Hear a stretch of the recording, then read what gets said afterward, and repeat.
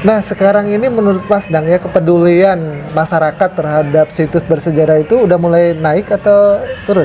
Alhamdulillah sudah mulai naik masyarakat dan banyak generasi muda itu untuk menyambut, mengisi dan meramaikan kegiatan-kegiatan ini sudah banyak, dari mulai Karang Taruna.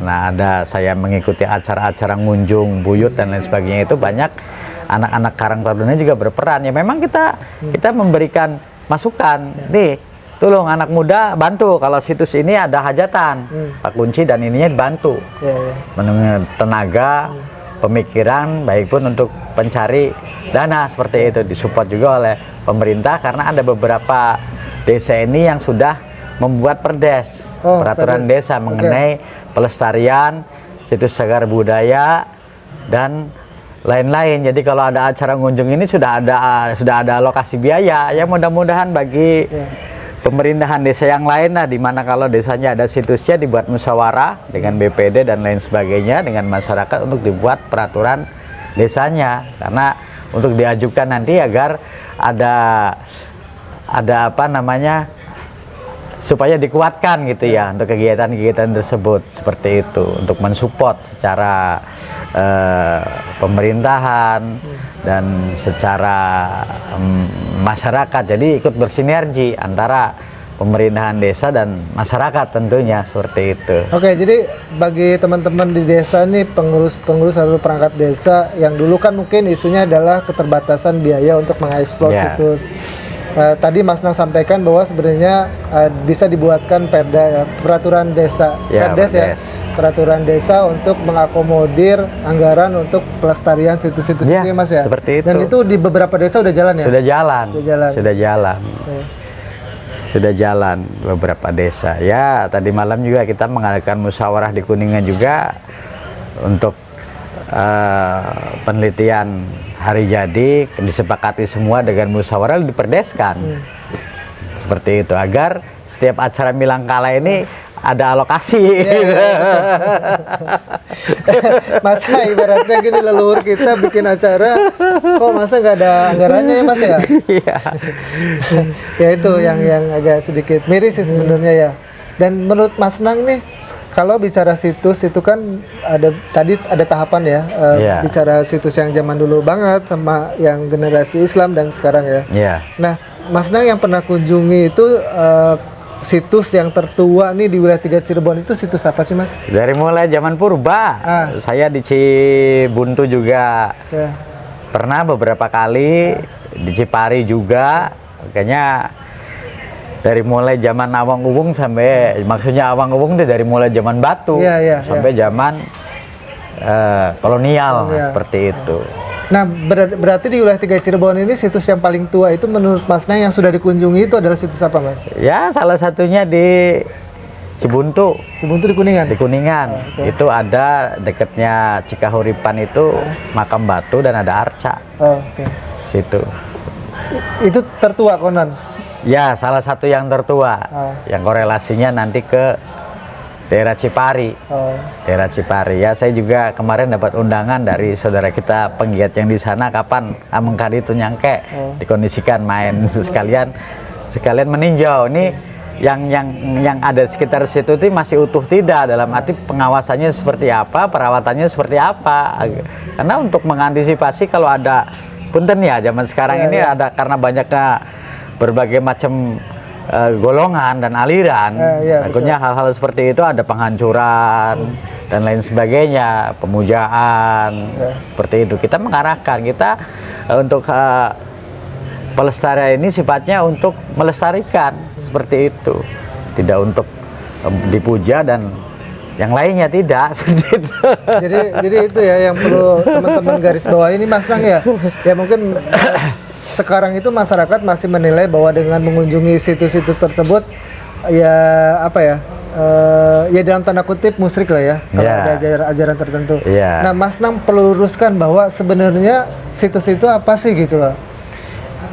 Iya, situs ini merupakan ya, khususnya makam ini kita datang ke sana itu berziarah, mendoakan almarhumah supaya beliau amal ibadahnya diterima dan mendapatkan nikmat kubur. Dan kita juga berjarak ke sana ini ya harus disesuaikan dengan ajaran guru-guru kita, orang-orang tua kita, seperti itu. Bukan yang salah itu kan meminta kepada si fulan yang dimakamkan. Yang salah seperti itu, kita hanya mendoakan. Dan tadi seumpamanya ada nisan yang rusak, makam yang rusak, yang jeblos, kan bisa dibetulkan. Karena secara jasad kita terlahir ini dari jasad beliau-beliau. DNA masa lalu kan? Betul, dari masa lalu. Dari kedua orang tua kita, nenek kita, kakek kita, uyut kita, cangga kita, dan seterusnya. Seperti itu. Adapun kita memiliki benda pusaka, keris, golok, dan lain sebagainya, itu sebagai bukti otentik bahwa karun-karun kita ini dulu menggunakan senjata-senjata itu selain untuk berperang, membela diri, dan sebagai simbol kelungguhan bahwa beliau-beliau ini dulu berperan.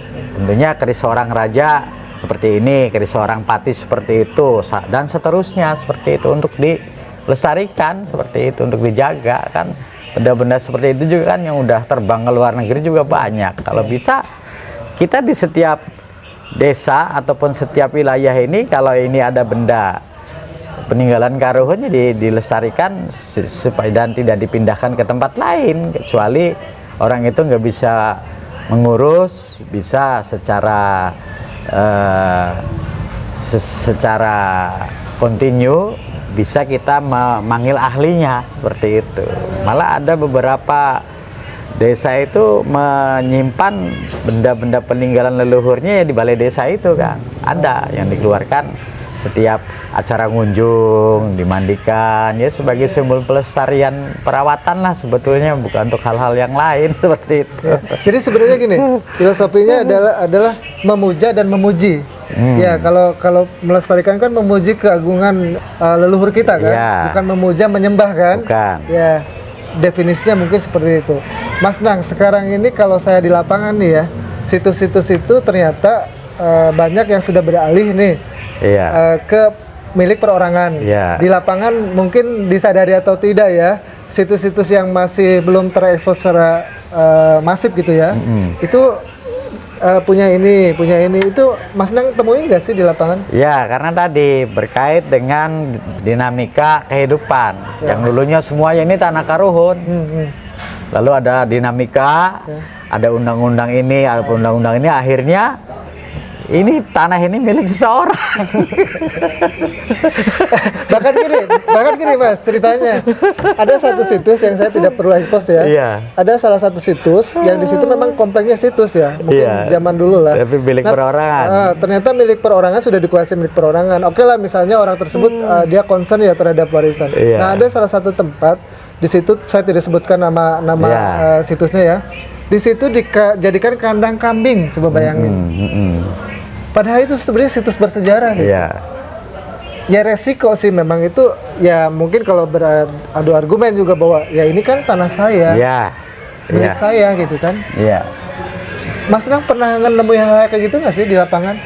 Pernah. Ya alhamdulillah kita beri pemasukan supaya hal-hal seperti itu yang sifatnya untuk kandang, untuk ini ya dipindahlah. Ya alhamdulillah. Ada beberapa tempat yang istilahnya mau lah. Kadang kita juga turun kalau melihat umpamanya ini makam karuhun kotor.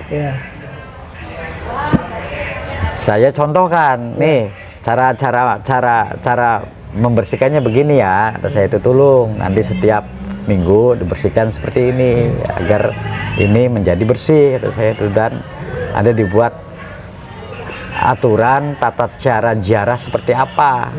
Minimalnya kalau ada yang nginep ya itu harus lapor ke RT setempat agar ini terdata dan terkoordinasi seperti itu. Karena yang namanya peziarah ini untuk umpamanya yang nginep untuk apa ini ya harus ada apa namanya, harus ada jangka waktu, jangan sampai lama-lama kata saya itu.